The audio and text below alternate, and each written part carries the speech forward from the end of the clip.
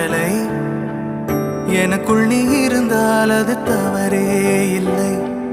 நீலை நான் பருவமழை சிறு சிறு துளியாய் விழும் தருணம் இல்லை. ஆழியிலிருந்து அலசி இழுத்தேனே அடைக்கலம் அமைக்க தகுந்தவன் தானே. அடி அழகா